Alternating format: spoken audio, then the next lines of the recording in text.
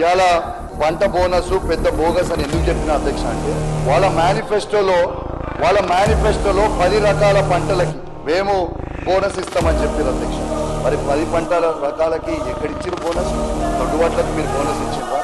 మీరు చెప్పిన 10 రకాల వాళ్ళకు బోనస్ ఇచ్చిండ్రా? దీనికి జవాబు చెప్పాలని నేను కోరుతా ఉన్నాను అధ్యక్ష. చివరకు సన్నలకు మాత్రమే పరిమితమై చేసి సనాయ నొక్కులు నొక్కిరు తప్పితే అది కూడా పూర్తిగా ఇవ్వలేదు. నా హుజురాబాద్